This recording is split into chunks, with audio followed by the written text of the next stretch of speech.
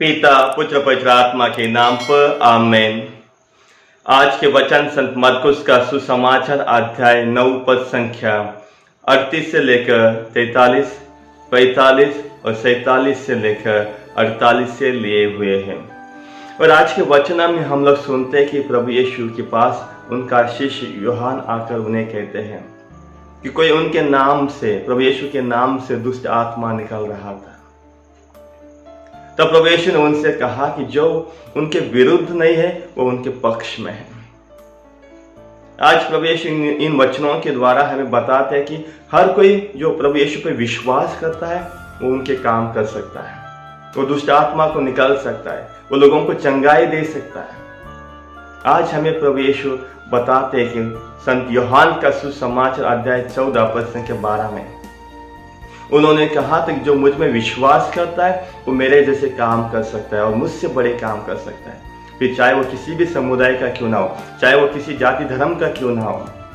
आज प्रभु यीशु हमें कहते हैं कि उन लोगों के लिए जो सच्चाई और ईमानदारी के रास्ते पे चलते हैं, उन्हें आज हमें उनको आगे जाने के लिए प्रोत्साहित करना है, उनको रोकना नहीं है। एक समय ऐसा था कि जहाँ पे कलीसिया की एक सोच थी कि केवल सत्य कलीसिया में है, कलीसिया के बाहर सब कुछ असत्य है। द्वितीय वेटिकन महासभा के पहले ये सोच थी, लेकिन जब द्वितीय महासभा में इसके ऊपर जब चर्चा की गई थी तो इस सोच को बदल दिया गया था और वहां से वो सोच व्यापक बन गई है।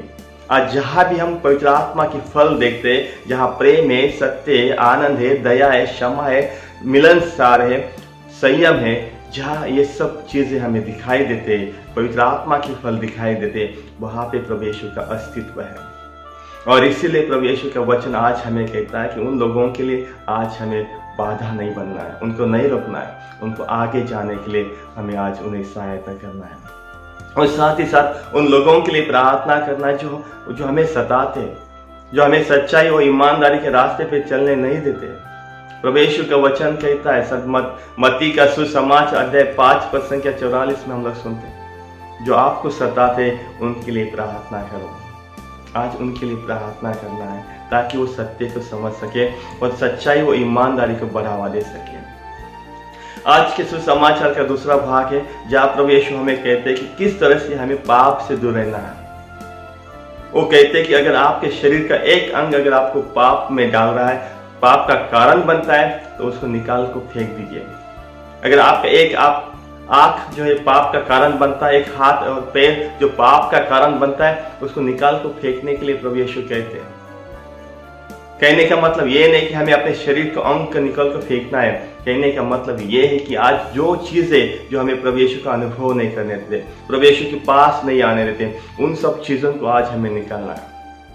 चाहे वो हमारी बुरी आदतें हो, बुरी संगत हो, चाहे वो हमारे रिश्तेदार हो, चाहे कोई भी ऐसा हो जो हमें प्रभु यीशु को अनुभव नहीं करने देता, उनके पास नहीं आने देता, उनको निकाल के फेंकने के लिए प्रभु यीशु कहते हैं। आज हम ईश्वर को धन्यवाद देते हैं कि प्रभु यीशु इन वचनों के द्वारा आज हमें कुछ सिखाना चाहते हैं। उन्होंने कहा था कि अगर कोई किसी को प्रलोभन में डालता है तो पाप का कारण बन जाता है, और उनके लिए प्रभु यीशु ऐसे कठोर शब्दों को यूज करते हैं। वो कहते हैं कि अगर वो दुनिया में नहीं आते तो अच्छा हो जाता। तो आज हमें किसी के पाप का कारण नहीं बनना है, बल्कि उनको सच्चाई और ईमानदारी के राह पे लाने के लिए प्रभु यीशु बुलाते हैं। तो चलिए ऐसे कुछ हम लोग उदाहरण देखते हैं जहाँ पे वचनों के द्वारा प्रभु यीशु ने हमें सिखाया है कि किस तरह से हम पाप से दूर रह सकते हैं। अगर पाप से दूर रहना है तो सबसे पहला कारण है, प्रभु यीशु ने कहा एक संत मत्ती का सुसमाचार अध्याय 26 पद संख्या 41 में हम लोग सुनते हैं, प्रार्थना में रहो ताकि आप परीक्षा में ना गिरो। आज प्रभु यीशु हमें कहते हैं कि प्रार्थना में जागते रहो ताकि परीक्षा में ना गिरे। परीक्षा में गिरने का कारण बहुत बार जब हम ईश्वर से दूर रहते हैं, ईश्वर से दूर चले जाते हैं, उसी समय शैतान हमारे जीवन में प्रवेश करता है, उसी समय हम लोग गलत काम करने की शुरुआत कर देते हैं। अब प्रभु यीशु जब इस दुनिया में आए थे तो वो हमेशा अपने पिता से जुड़े थे। हम लोग सुनते हैं संत मरकुस का सुसमाचार अध्याय 1 पद संख्या 35 में हम देखते हैं कि वहां पे सवेरे सवेरे उठकर वो अपने पिता के साथ बात करने के लिए, अपने ईश्वर से जुड़े रहने के लिए जाते हैं ताकि वो दिन की शुरुआत अच्छे से कर सके। आज हमें भी हमारे जीवन, हमारे प्रार्थना का जीवन सवेरे सवेरे उठकर उनके नाम से करना है। हम लोग सुनते हैं संत लूकास का सुसमाचार अध्याय 6 पद संख्या 12 में कि प्रभु यीशु रात भर प्रार्थना करते हैं जब उन्हें एक फैसला लेना था, अपने शिष्यों को चुनना था। आज हमें भी हमारे जीवन में कोई एक अच्छा फैसला लेने से पहले, कुछ डिसीजन काम करने से पहले हमें ईश्वर से प्रार्थना करना है, उनका मार्गदर्शन लेना है। कई बार हम लोग गलत फैसले लेते हैं और उसके बाद हम लोग पाप करने के लिए मजबूर बन जाते हैं। आज हमें ईश्वर से प्रार्थना में जीवन बिताकर प्रभु यीशु के राह पे चलकर इन शैतान से, पाप से दूर रहने के लिए प्रभु यीशु बुलाते हैं। अगर दूसरा कारण वो है जो हम पाप से दूर रह सकते हैं, वो है वचनों पे चलकर। जब हम हमारे जीवन में वचनों को एक सबसे बड़ा हिस्सा बनाते हैं, वचनों के राह पे चलते हैं, तो शैतान हमारे पास नहीं आता है, वो हमसे दूर भागता है। हम लोग सुनते हैं संत मत्ती का सुसमाचार अध्याय 4 पद संख्या 4 से लेकर हम लोग सुनते हैं, जब प्रभु यीशु को मोह माया में डाला था, जब प्रभु यीशु की परीक्षा ली गई थी, तब प्रभु यीशु ने वचनों के द्वारा शैतान को वहां से भगाया था। आज हमें भी हमारे जीवन में वचनों के राह पे चलना है, वचनों को पढ़ना है, ताकि शैतान हमारे पास ना आए। तीसरा कारण हम लोग देखते हैं कि किस तरह से हम पाप से दूर रह सकते हैं। प्रवक्ता ग्रंथ अध्याय 7 पद संख्या 2 में हम लोग सुनते हैं, वो कहते हैं कि अन्याय से दूर रहो। आज हमें जो अन्याय करते, गलत रास्ते पे चलते, हिंसा के रास्ते पे चलते, वासना के रास्ते पे चलते, उन लोगों से दूर रहने के लिए प्रभु यीशु कहते हैं, ताकि हम ईश्वर का अनुभव कर सकें। हम लोग सुनते हैं फिर से प्रवक्ता ग्रंथ अध्याय 7 पद संख्या 17 में वहां लिखा है कि पापियों की संगति से दूर रहो, जो नशा पानी करते हैं, जो गलत रास्ते पे चलते हैं। आज हम इन लोगों से दूर रहने के लिए प्रभु यीशु का वचन कहता है। संत मत्ती का सुसमाचार अध्याय 16 पद संख्या 23 में प्रभु यीशु ने पेतरुस से कहा था कि शैतान मेरे पीछे हटो। आज हमें इस दुनिया की चीजों से समझौता नहीं करना है। अगर वो हमारे जीवन में बाधा बन जाते, अगर वो हमारे परिवार के लिए अच्छा नहीं, अगर वो हमारे स्वास्थ्य के लिए अच्छा नहीं, तो उन चीजों से आज हमें समझौता नहीं करना है, कॉम्प्रोमाइज नहीं करना है।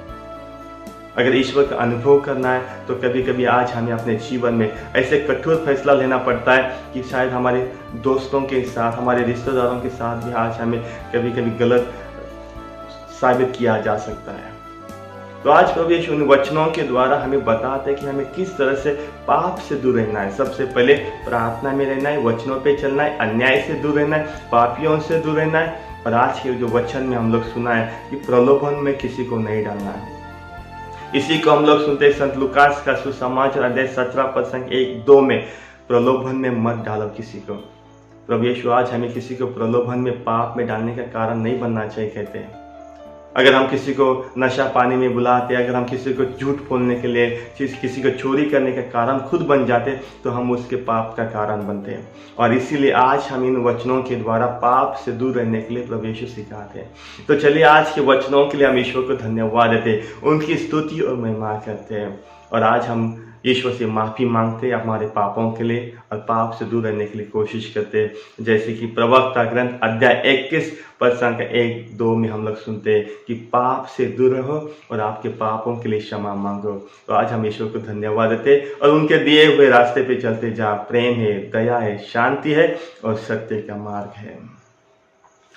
पिता पुत्र पवित्र आत्मा की बड़ाई होवे, जैसे वो आदि में थे अनंत काल तक सदा रहेगी। आमीन।